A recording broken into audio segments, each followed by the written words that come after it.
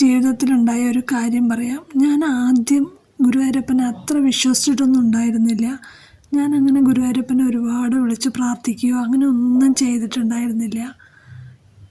സത്യം പറയാലോ, എനിക്കങ്ങനെ ദൈവത്തിലൊന്നും ഒരുപാട് വിശ്വാസം ഉണ്ടായിരുന്ന ആളായിരുന്നില്ല ഞാനങ്ങനെ അമ്പലത്തിൽ പോകും, പ്രാർത്ഥിക്കും, വരും എന്നല്ലാതെ ഒരു അന്ധമായിട്ട് ഞാൻ ദൈവത്തിൽ വിശ്വസിക്കുകയും പ്രാർത്ഥിക്കുകയും അങ്ങനെ ഒന്നും ഞാൻ ചെയ്തിട്ടുണ്ടായിരുന്നില്ല.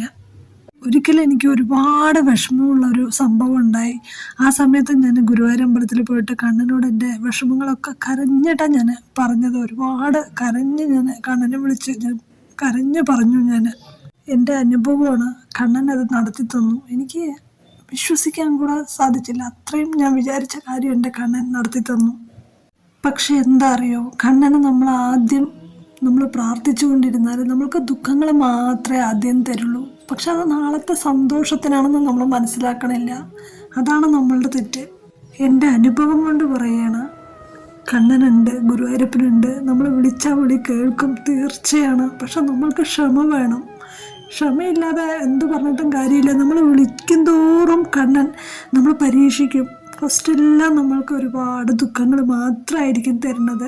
അതിനുശേഷം നമ്മൾ വിചാരിക്കുന്നതിന് മേലെയുള്ള കാര്യങ്ങൾ നമ്മുടെ ഗുരുവായൂരപ്പൻ നമ്മൾക്ക് നടത്തി തരും. നമ്മൾക്ക് ഒരുപാട് സന്തോഷം തരും. നമ്മൾ പരീക്ഷിക്കണം, നമ്മളെ ഒരുപാട് പരീക്ഷിക്കണം. അതുകൊണ്ട് നമ്മൾ ഗുരുവായൂരപ്പനെ വിശ്വസിക്കുക.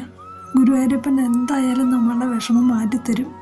എനിക്ക് അനുഭവമുണ്ട്, എൻ്റെ ജീവിതത്തിൽ അനുഭവമുണ്ട്. അതുകൊണ്ടാണ് പറയണത്, എല്ലാവരും ഗുരുവായൂരപ്പനെ വിശ്വസിക്കുക. ആത്മാർത്ഥമായിട്ട് ഞാൻ പറയണം, എല്ലാവരെയും ഗുരുവായൂരപ്പൻ അനുഗ്രഹിക്കട്ടെ.